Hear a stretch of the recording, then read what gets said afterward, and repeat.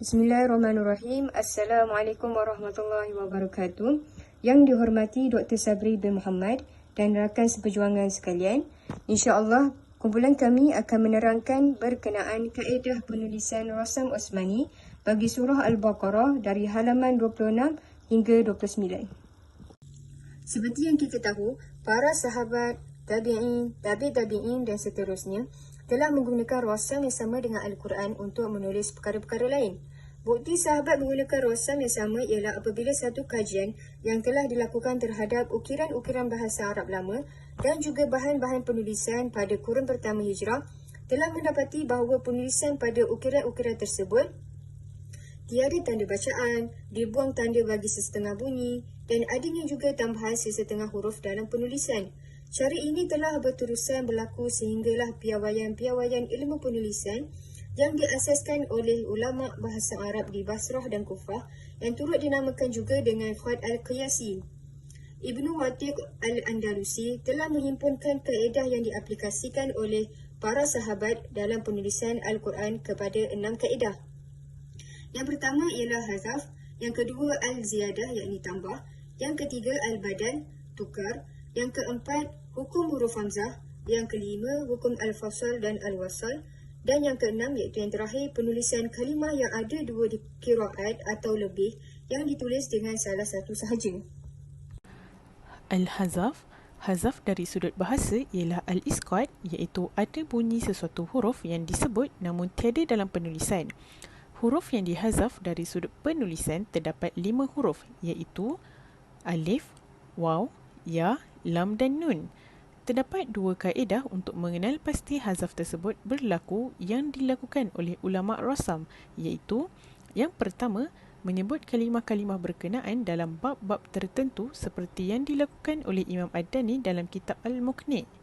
Yang kedua, menyebut kalimah-kalimah berdasarkan Al-Quran seperti yang dilakukan oleh Abu Daud Sulaiman bin Najah dalam kitab Mukhtasar At-Tabyin.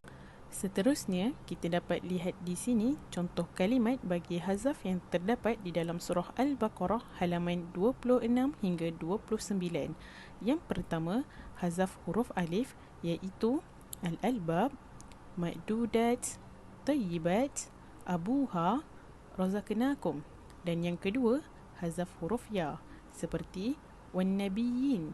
Dan yang ketiga, hazaf huruf waw seperti ta'tu, amanu.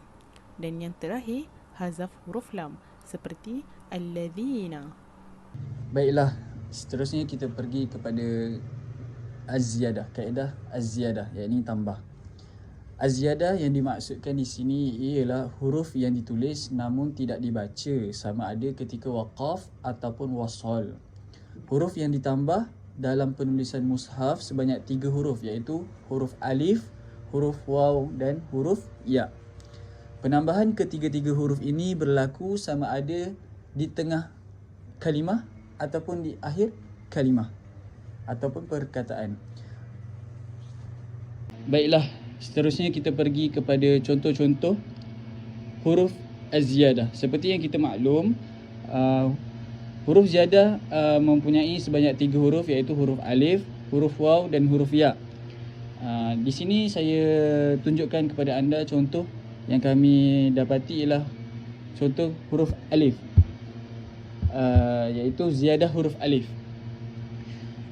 Ziyadah huruf alif pada kalimah walitukmilu ayat 185 dan wa antasumu ayat 184 dan amanu ayat 178 dan lahumut tabi'u ma ayat 170 dan wabtahu ayat 187.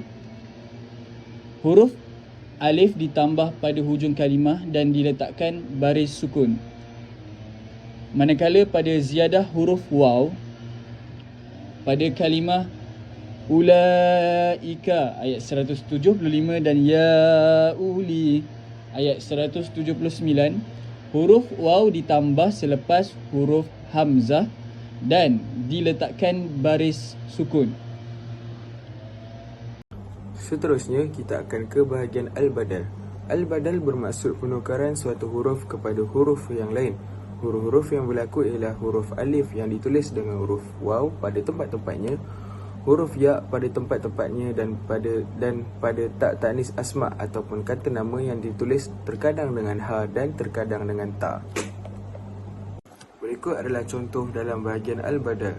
Rasam huruf ha al-ta'nis dengan ta kita dapat melihat di dalam kalimah warahmah, iaitu pada ayat 178, dan yang keduanya adalah rasam huruf alif dengan huruf ya al-qurba pada ayat 177, al-huda pada ayat 185, ala juga pada ayat 185 dan at-taqa pada ayat 189.